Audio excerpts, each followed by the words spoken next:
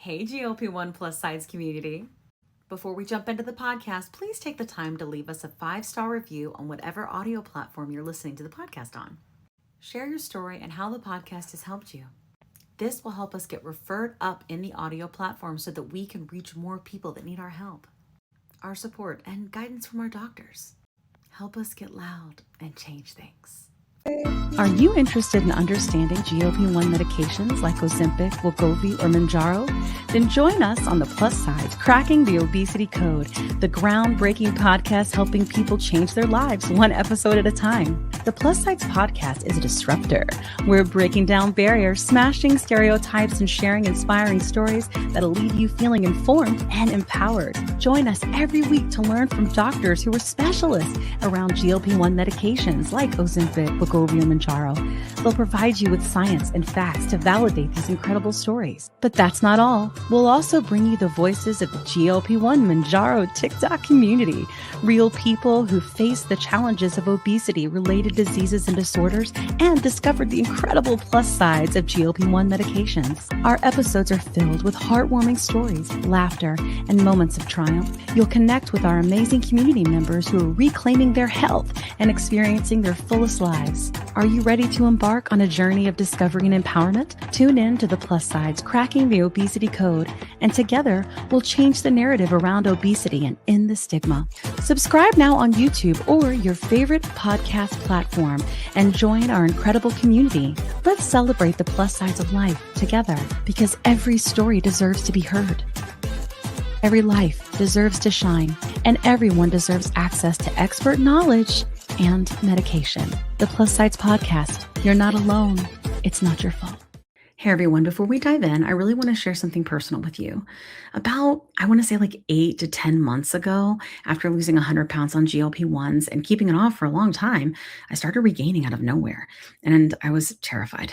But I also started having hot flashes and bouts of crying and snacky cravings and waking up at 3 a.m. unable to go back to sleep.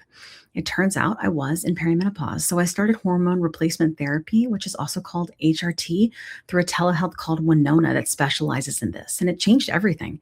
And now I'm sleeping better, and my hot flashes are all but gone, thank God, and I feel like myself again. And it turns out that you can actually start perimenopause as early as 35, and well, I'm 46 and she's here. HRT has really come a long way, and there's just no need to suffer anymore. So if you're like this and you're in the same boat, you can check out buywinona.com and you can use the link in our link tree to save some money. Today's episode is brought to you by Ro, a telehealth platform that's changing the game of GLP-1 access. What sets Ro apart? Ro understands the challenges of navigating insurance hurdles and the skyrocketing prices of GLP-1 medications. That's why they specialize in getting insurance approvals for GLP-1s. And if insurance is a barrier, they go a step further by prescribing brand name zepbound vials for prices close to those of compound GLP-1s. With Ro, you're not just getting a prescription, you're getting a partner in your journey that's helping you access affordable treatment and guiding you every step of the way. Whether it's insurance approvals or cost-effective alternatives, Ro is here to make sure that you get the medication you need. Visit ro.co/plus sides with a Z today to see how they can help you take control of your weight management journey with affordable, accessible care. That's ro.co/plus sides with a Z, making healthcare work for you. Check out the link in our show notes for more details. Hi. Welcome to the Plus Sides Hello. Podcast. Hey, Kat. Hi. How you doing? Hello. We are recording this. I We don't are. know why I have a fake German accent, maybe. I don't either. Hello. We are recording this the day before Thanksgiving. From the Accent University. Do you remember that Friends episode? The Fake Accent University. Yeah. Oh, I know why. So this morning we did, it was Eurodance club hits At Cycle Bar. And so I decided to dress up like a sprocket. If you guys remember the SNL skit, and it's on TikTok right now. Oh, yeah. Wait, I saw that. Your hair does look like that. I did the Mike Myers. It makes me feel like a little girl. Anyway, so yeah, I dressed in all black and I did my sprocket dance. And cool. If you don't know what I'm talking about, just go to SNL and watch it, and it's pretty funny. Yay. Yeah, Well, because I'm what I only was in the middle. thinking is that something's up with your hair, and I was like, "Dang, you look skinny." And then Oh, you were like, I "I'm just not got out of answering the until shower. we go live." Yeah, I never washed my hair. That's all. You just don't wash your hair, and so I that makes washed you look it. skinny? I washed it. Yeah. Oh, you did wash it. Oh, I was like, "Oh, so if I have dirty hair, I'll be skinny?" But anyway, welcome to the Anyway, day before Thanksgiving. You won't right. hear this the day before Thanksgiving, but this is the day before Thanksgiving. It is. Yeah, you guys don't know this yet because this is Mhm. probably the beginning of the next season because, Yep. this is a great episode. Exactly.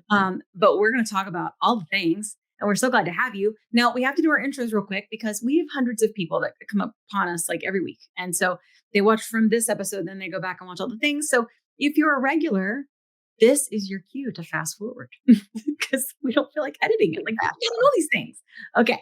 I'm Kim. This is the Plus Sides Podcast. We are an education and advocacy podcast all about really metabolic disease. It started being about weight loss, and then it was GLP-1's and weight loss. And now it's become bias and education and advocacy and policy change and all these things that we never imagined. It's pretty much health and wellness. Like It really is. But it really is health and wellness if you have metabolic disease. Like, it is very specific. yeah, it's You know what I mean? specific. Yes, it is. It's very it is for people that struggle with this thing. Mhm. So that's what we focus on, bringing you as much as we can to empower you and educate you. Yep. Kat and I have always struggled with obesity. I've been on GLP-1s for 3.5 years. I've lost 110 and 100 and 100, like back and forth pounds. It doesn't actually matter though, because what I've learned is it actually doesn't have anything to do with weight loss. It has nothing to do with weight loss. So if you're new here, you're going to be like, what? It's about to be Thanksgiving. Should I take my shot or not? Blah, blah, blah. Well, we'll get into that It has too. nothing to do with weight loss. I swear. So we're going to talk all about that. We're so glad to have you. Our podcast is just because I think that there's a lot of misinformation out there. So I work really hard with Kat to bring educated experts to you so that you are really hearing, like, I don't want to say cream of the crop, but I kind of also do, like, just people that just really understand this, because it is very complicated. This podcast is multi-award winning. It is ranked in the top 1% of podcasts in the world. We have listeners all over the world. So this is a very reputable source for you. Of course, we are not medical professionals. Okay. We just interview them on the internet. Okay. So always talk to your doctor. This is not medical advice. Okay. And that's who I am, what I do. Kat, take it away. Take it away. I am Kat Carter. Kat Carter. Yeah. I don't know why. Okay. I'm stuck in sprocket mode. Anyway, so sprockets.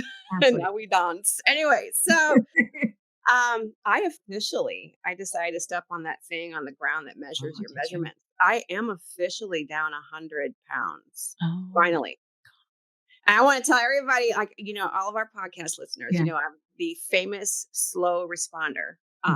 But I wouldn't have it any other way. Yeah. I remember, like, you got to like 60 70 and 80, and then you gained, and because perimenopause is a bitch, and so I mean, like, it's a whole thing, and it turns out it's just not that. It's like not simple. it's not simple. You can't diet and culture your way around out of it. And if you've what else? That's I love fitness. I was always into fitness, even as a really big girl at 320 and now at 220. Yeah. So what a GLP has helped me do is it's made my fitness stronger because my body has gotten smaller, obviously. So while I was still in shape and fit and I loved fitness, there's only so much that you can do that gets in the way, I guess, so to speak. So right now I'm at this crux where I'm starting, like, do I want to, because I personally, my preference is I don't want to be extremely slim. I don't want to be slim. I don't think you want to be slim at all. I'm used to it. I like it. And I've grown to like it. I mean, I wouldn't say even grown to. I just like it. But do you feel, Kat, like, this is how I am. Like, I am curious what my body would look like slim. And the only reason I am, God, I'm so emotional today, because there is no skinny Kim in existence. I do not exist in any other form. Like, I have always been a large human. Always. Like, so I'm curious what a skinny Kim looks like. And I think I'm only curious because that's what AI is for. Yeah. Go take a picture and see what it looks like, I love you so much. What would I do without you? And then we can find out with our with further on in this interview, we can find out, like, what do we have to be? Are we stuck to We a have to. BMI? Right? Yeah, Some absolutely. Because we've had some, clinicians come on and say things like, oh no, you can restrict enough to where you're going to be skinny. But if you do, you're going to hate your life. And then we've had other doctors come on that are like, it's just not that simple. Right. And this is like, it's like, if you will, not a one size fits all. Right. And I think that it's important to know that because like, I got to be interviewed by WebMD and Medscape for this like spot for PCPs, for them to understand obesity about my story. And the end, they're like, what's your one takeaway? And I was like, I just want everybody to know it's not a skinny shot. It's a treatment for a disease. And you just got to understand that. And there's a lot of levels of acceptance and getting through diet culture to Mhm. be able to understand that and forgive yourself and forgive our doctors. We have to find a way that is a huge problem. We do not Mhm. have trust with our doctors anymore. And that's why you guys come talk to me on the internet instead of them, So we gotta work a way around that. And Yeah. we're starting with Although, education and we'll since go we've been from yeah, yeah. since we've been doing this work, sorry, that was an ADHD moment where I That's cut cool. you off. Doing this work and talking to so many medical professionals that that understand there's hope. Like, Yeah, don't write everything off. It's no. yeah. I think there's more hope than ever. It's just I think there's a lot of trauma there and we got to get through it. I agree. But that's okay because we have plans for those people to come on the show too and help us heal. Yay. Well, All right, let's get into it. That was a long ass intro. We love you guys. Thank you for loving us through our squirrely ADHD moments. And yes, we both have the ADHD. Are you shocked? No. At all. All right. We have a special episode. We have 2 guests today. Not a community guest, but we'll go from there. So we're going to do our intros and thanks for hanging out with us, guys. ooh, Welcome. hello there. Ooh, I heard like a swish. I know. Hello. These are our friends we met at Obesity Week. We did meet you guys at Obesity Week at a lovely party where literally the hors d'oeuvres, or however you want to look at it, they were all like protein rich and delicious, Yeah, the right? cottage cheese on the They were bruschetta. tasty. They were so good. I was like, dang, I need like all the recipes. No, it was like high We'll protein. figure it out. I'll figure it out. So let's go around and we're going to ask you our classic question, which is who you are and how you help people. So go ahead. Dr. Nick. All right. Okay. Go ahead, Dr. Durander. Yes. Well, thank you for this opportunity to be we're on glad the to have show. That's great. I love to talk about obesity. My most favorite thing to do is to talk about it so that we can help as many people. Very quickly, I am a professor and chair of Department of Nutritional Sciences at Texas Tech University in Lubbock, Texas, and also I'm associate dean for innovation here. I have been in the field of obesity for past 42 years. My educational background is that I'm a physician. I grew up in India, and my master's is in nutrition and PhD is in biochemistry. And in terms of, and obesity is probably the only thing I have focused on for the past several decades, 42 years. That includes, I treated about 15,000 patients for obesity over the years. I have been involved in obesity research as well, not only treatment. We continue to have clinics set up here at Texas Tech, where I am, where we try to help people for obesity. I also, as and when time permits over the weekends and stuff, I can, with telemedicine, try to help as many people as I can. And in addition, just to reach to as many people as I can, I wrote a book. It's called Dr. Durander's Fat Loss Diet. So at least if I can see people, hopefully they will read the book or they may get some help. And the last thing I want to say is I have experienced such bias and stigma and difficulties for people with obesity in struggling with this disease that I have fought quackery. I have fought those stigma for all these years. And my hope is to get the right word out, right information out about obesity to as many people as we can. So this is one way to do it. So thank you very much. Yes, absolutely. We're so glad to have you. We want to do that too. Thank you so much. All right, next. Well, thank you as well for inviting me to join your show today. This is a lot of fun. I really enjoyed meeting both of you at Obesity Week. That was a great conference and a great way to get to know you both. My name's Leah Wiggum. I'm a professor at the University of Texas at Austin, and I'm an obesity researcher. I've been an obesity researcher for over 25 years now. You asked how we help people. I became a scientist because I wanted to have a positive impact in the world. And I chose to focus my career on obesity because it is the most prevalent chronic disease that our society faces. Over 75% of people in our country have excess body weight, and their health would benefit from achieving and maintaining a healthier weight. And obesity as a disease contributes to so many other chronic diseases. So when I thought about my career focus, I decided to focus on obesity because it's the place I could have the biggest impact. And I absolutely love the work I do, and I'm happy to be here and talk with you about it. I'm trained as a basic and clinical scientist. My undergraduate degree is in biochemistry, and my PhD is in nutritional sciences.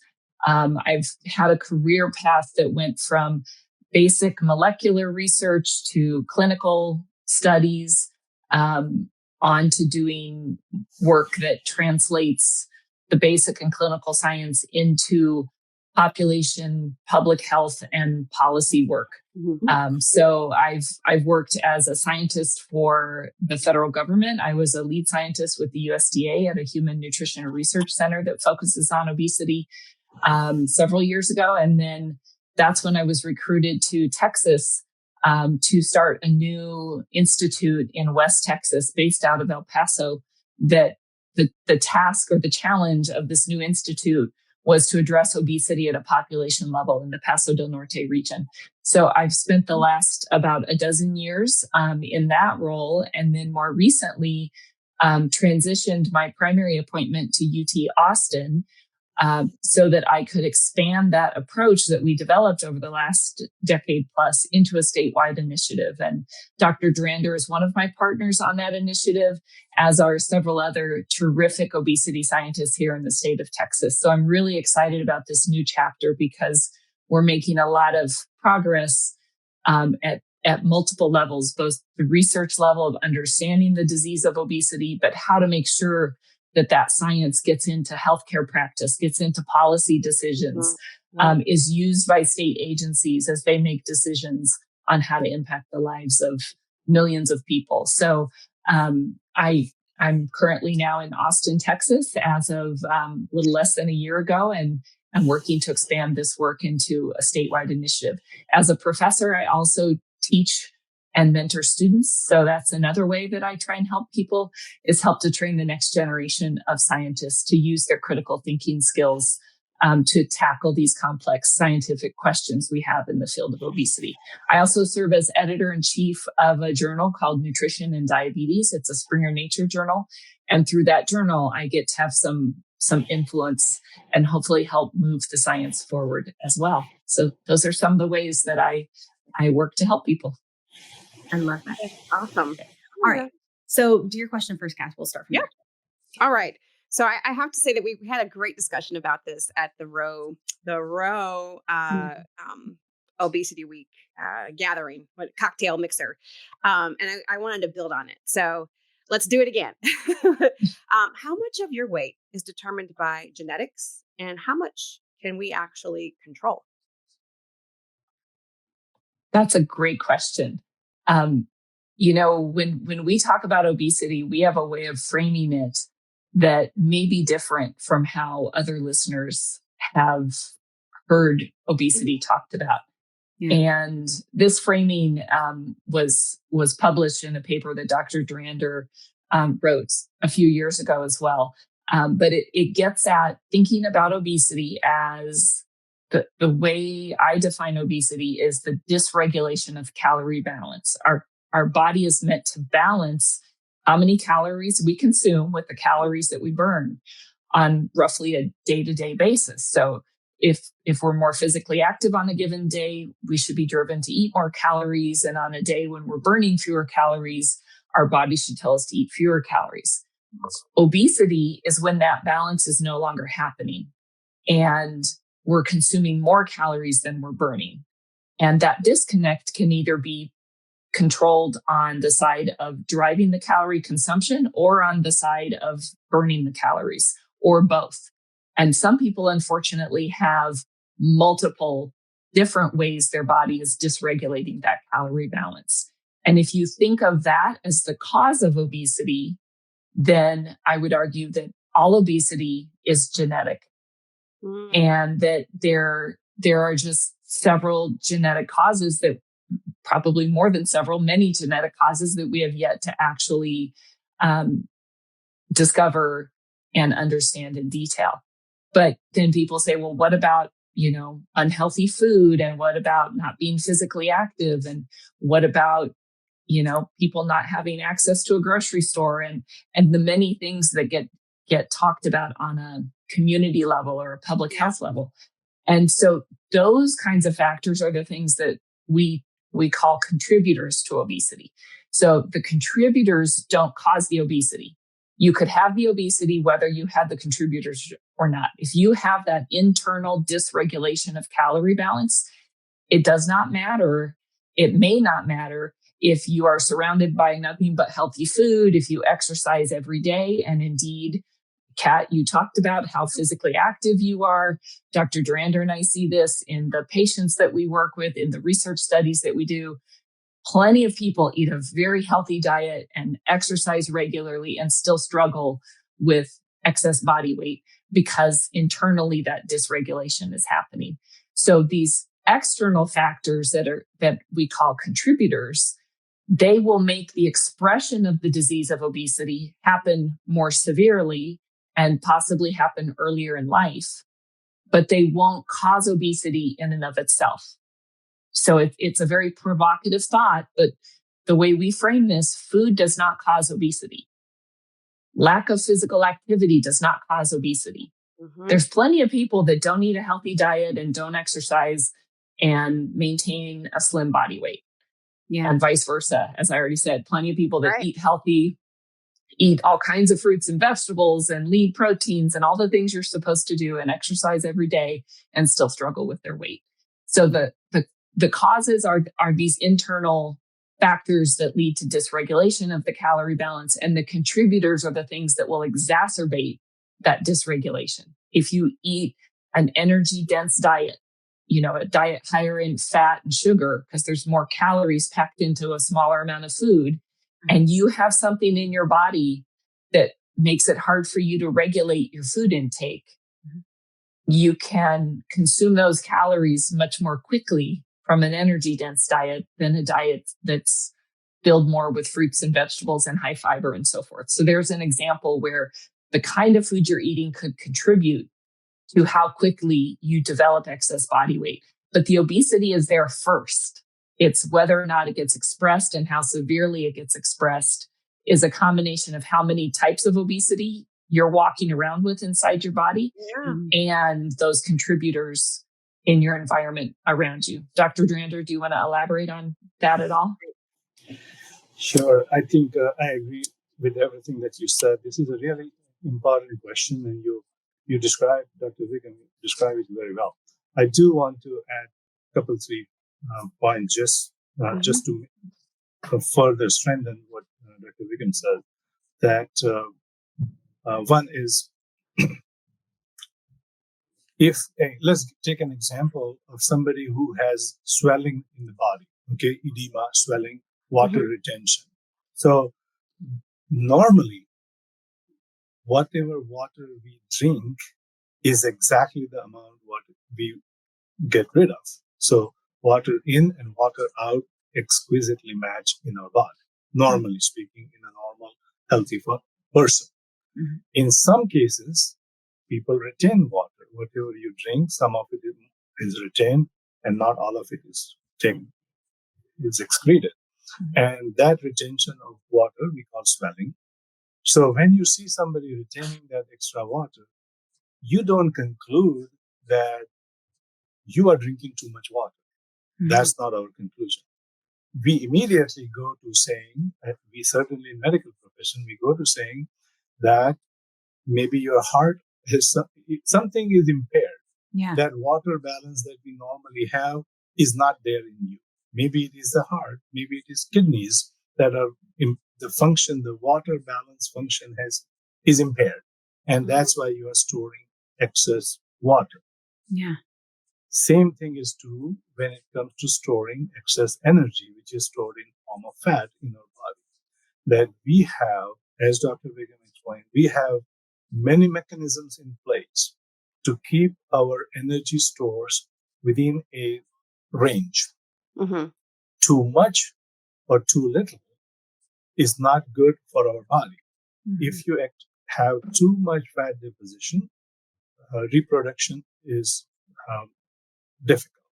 If you have too little fat in the body, reproduction is difficult. So nature also wants you to remain within a range.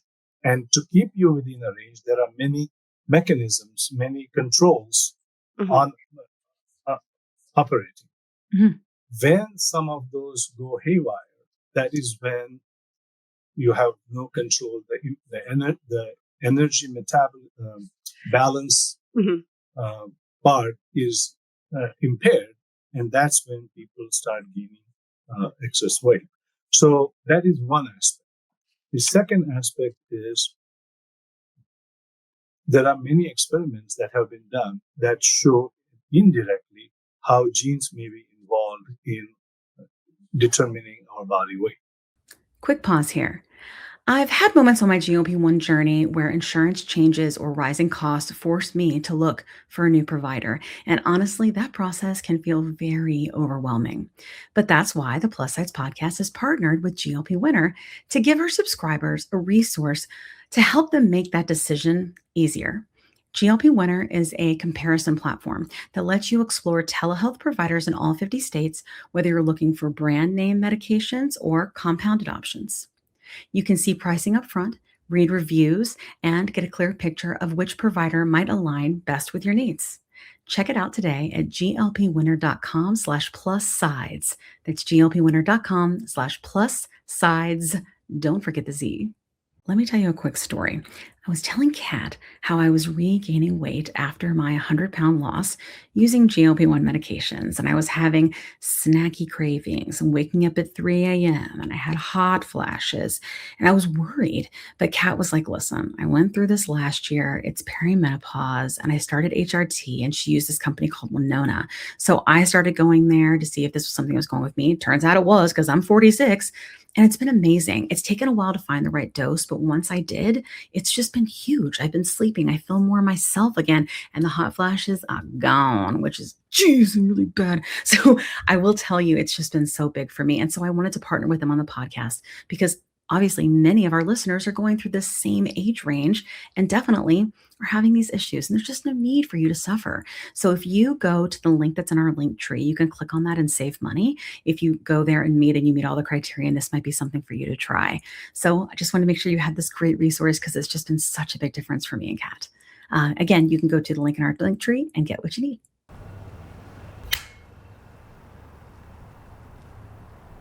"20 seconds a week to lose 20% of your weight in a year with diet and exercise. That's the power of GLP-1's through Ro.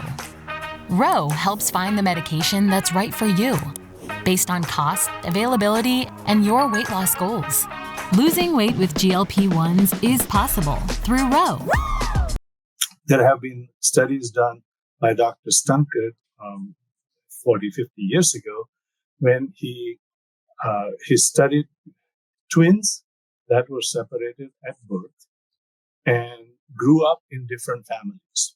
And when they became adults, he looked at their body weights, and their body weights matched each other. The two twin pairs' body weights matched each other, and not the families in which they were living. So it's not like this is the family's diet and they are going to influence that body weight. So they were connected, even though they grew up in different families. That is one example. Another study done by Dr. Claude Bouchard, a fantastic study, where they fed twins, overfed twins. So they took up several pairs of twins and they overfed 1,000 calories per day over and above their requirement. So if your requirement was 2,000, you got a diet of 3,000. If my requirement was 2,500, I got a diet of 3,500. In other words, they were expecting after 90 days, they all will gain same amount of weight, right? Because you're getting same amount of extra calories. Yeah. Turns out there is a huge range from 3 kilos to 13 kilos. That's how much some twin pairs gain only 3 kilos, those whom we consider lucky or resistant to weight gain. And some who say, we have heard this say that I smell food and I gain weight. Those are the category. That's the category gained up to 13 kilos on same amount of calories, same calories. Now, the second part is even more interesting in this study, that within a twin pair, there was almost no difference. So if one twin gained 3 kilos, the other gained maybe 3.5 kilos, so 3.2 kilos. Or one gained 10.2 kilos, the other gained 11 kilos. So within a twin pair, there was not much of a difference. Between twin pairs, there was a lot of difference. So these are some, and I can go on and on. But the point is, there are so many studies that show the effect of genes on determining body weight. One last thing I want to say about this particular study is that as obesity research progresses, we are discovering more and more individual genes that are contributing to body weight. Leptin is, we all heard about leptin, is a protein that our body fat makes, and the brain keeps track of that to determine when to make you feel hungry, when not to make you feel hungry. But that's just one example. There are several genes now that we know can contribute to your body weight. The thing is that we don't have it all outlined. There may be how many more genes may be out there that are contributing to body weight. We are just not aware of. Just because we are not aware of it, we can't say that it doesn't happen. Right. So that's sort of overall picture. Yeah, that's really helpful.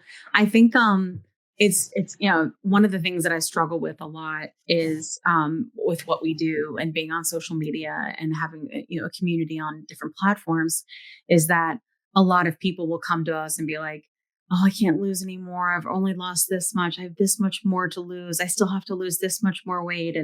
And it just breaks my heart because I know what that feels like. And I think we're always moving towards this number that someone else has defined for us that may not be realistic. And a lot of that may have to do with, I think, genetics. And then also something that you and I talked about when we met, which is that it's not even obesity, it's obesities, right? And that there were several different kinds and different kinds of different types. And I would love to know a little bit more about that so people can have a better understanding.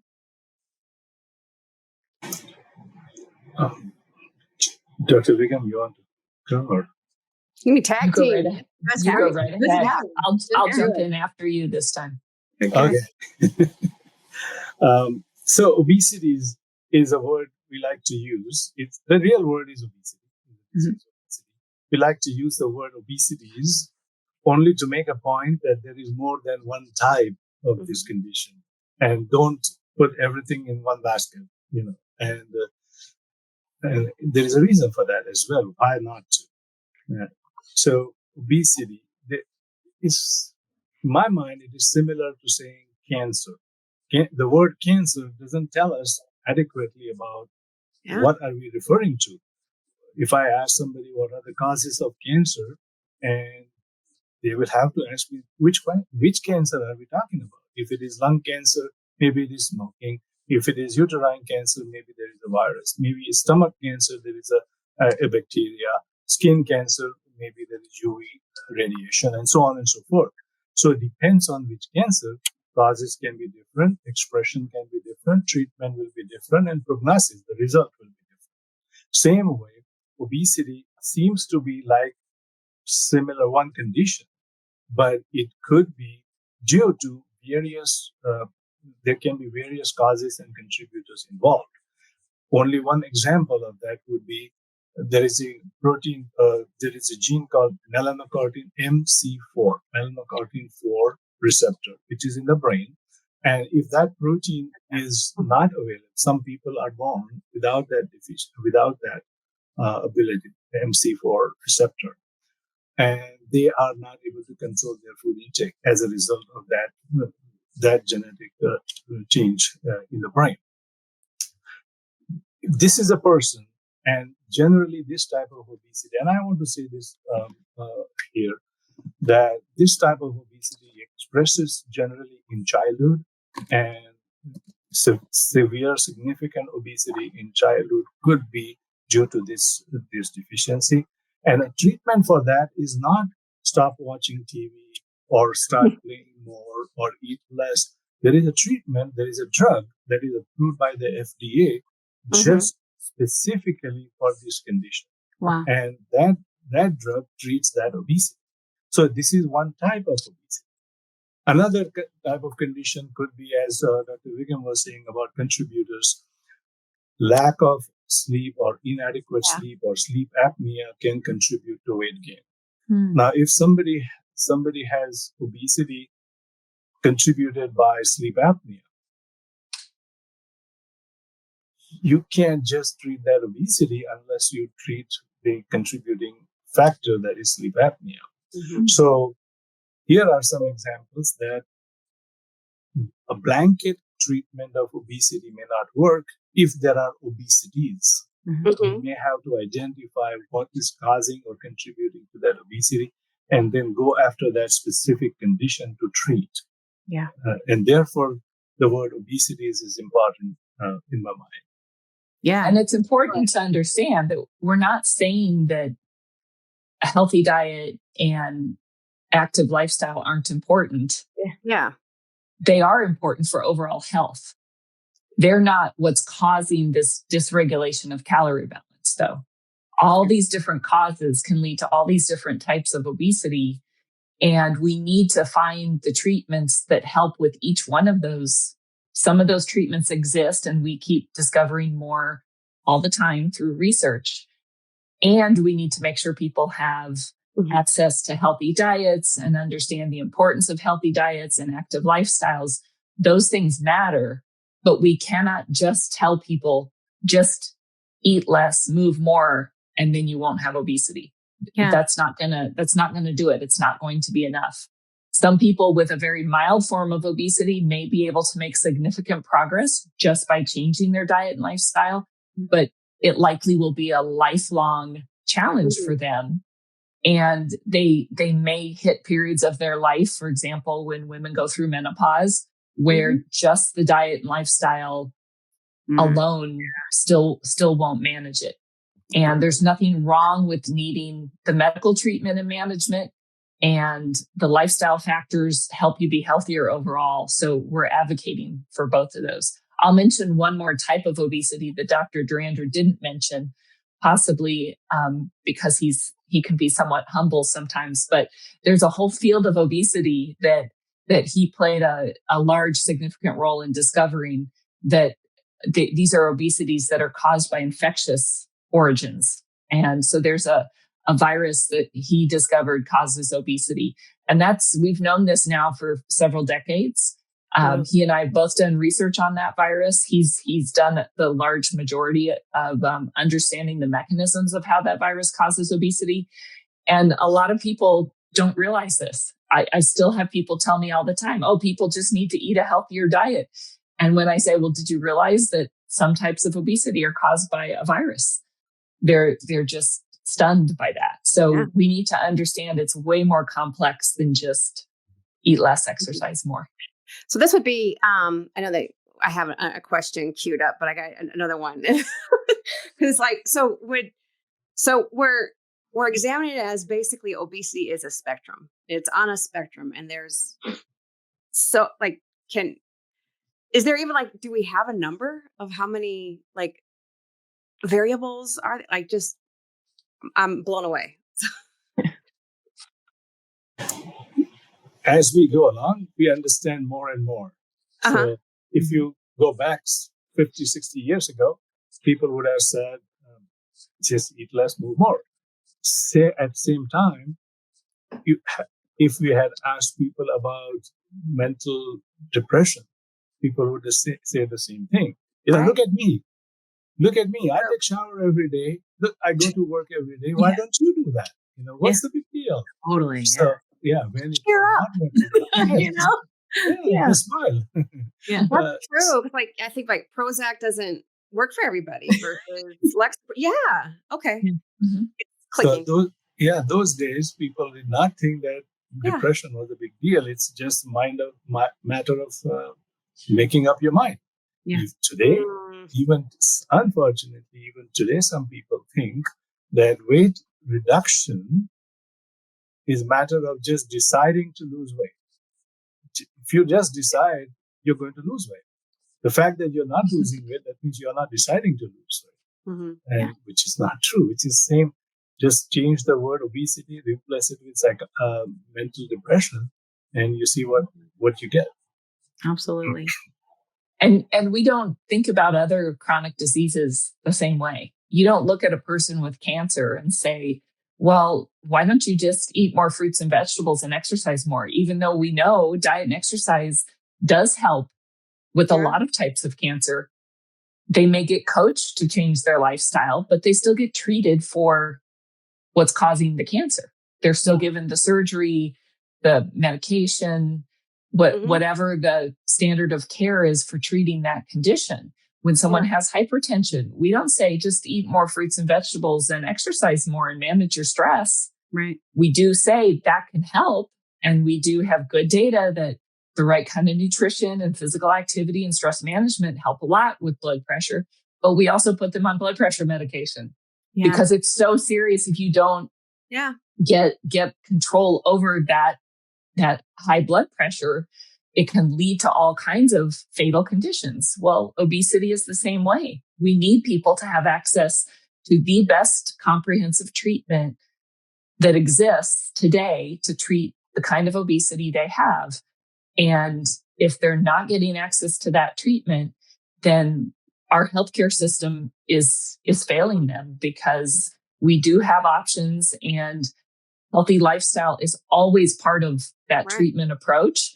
But that alone is not enough, especially for people who are really struggling. Most people don't even ever go to the doctor's office for obesity until they have tried diet and exercise and everything on their own. By the time they're in the doctor's office, they really need help from medical management options. Yeah. I think, not to mention, as someone who struggled, when you go, primarily you're usually blamed and shamed. And I mean, it can happen at various levels. We've heard everything on the show, from blatant, to bias. Right.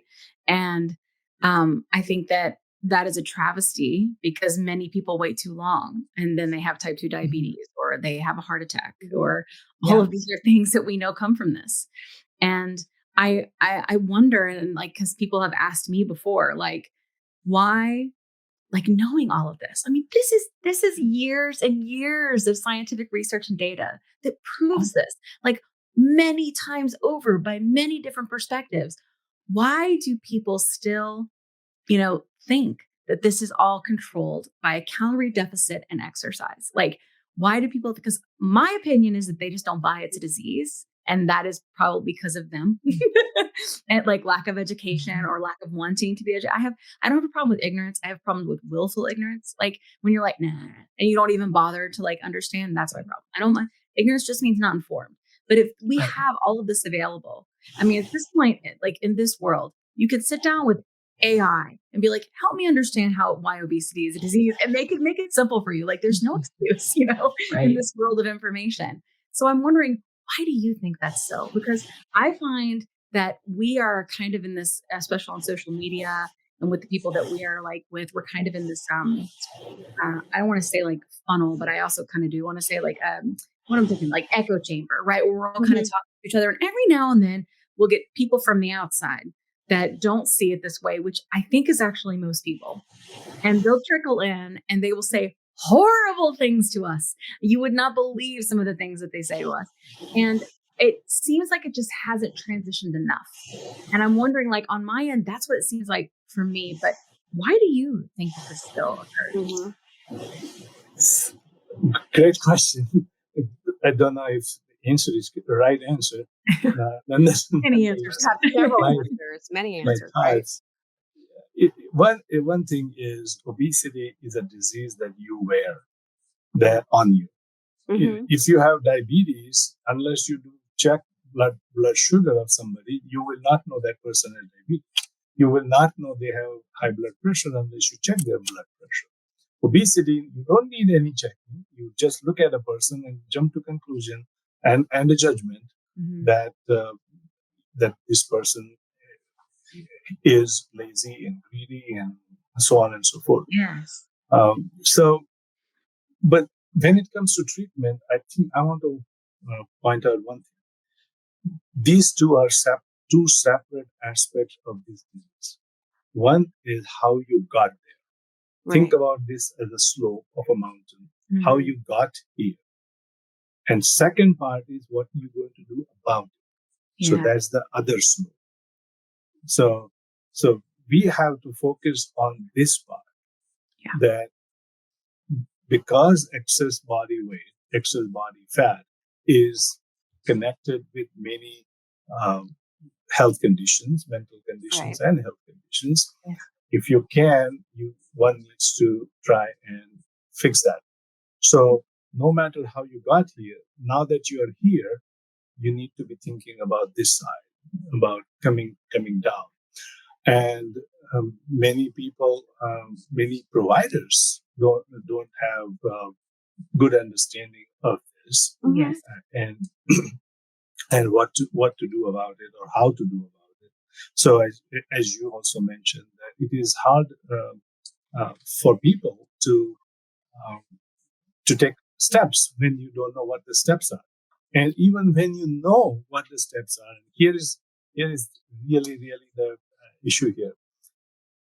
What are the steps? What are our suggestions for recommendations to lose weight, other than medications that have just come in? The good ones have recently come into market and back to use. But other than that, what is our recommendation? Eat less. Eat less than your requirement. I can't think of any condition where we tell people to eat less than their requirement. Yeah. We never tell people you breathe less or drink, instead of drinking 2 liters water, start drinking only half a liter water from tomorrow. So less than your requirement. What does the word requirement mean? That True. Is necessary for your body. That's called requirement. Yeah. But we tell people to eat less than their requirement. Not for one day, not for 1 week, month after month, year after year. That is our treatment. Yeah. This is a treatment I practiced for the last 42 years. Sure. So I am as guilty about doing that, but we don't have anything better. Yeah. So it is for us to understand, the providers to understand that this is not the best treatment there is. Uh-huh. And we need something better. Similar to treatment, again, I go back to cancer. Mm-hmm. When we don't have the best treatment there is for all cancers. Mm-hmm. And we try to offer whatever best we got. And then we turn around, go back to the labs, come up with a better drug and offer that drug to people. Yeah. And this is what is required for obesity also. Yeah. That is our recognition is required, people, healthcare professionals, recognition is required that obesity is not easy to deal with. Mm-hmm. We should offer the best we can offer currently. But keep in mind when you're interpreting results, when you're supporting a patient, keep this in mind that you're asking them to do something really not simple. Hey, Plus Siders. We're so glad that you were able to tune in for part 1 of the episode. Part 2 will be posted next week. We look forward to seeing you then. Have a great week. And remember, You're not alone. It's not your fault.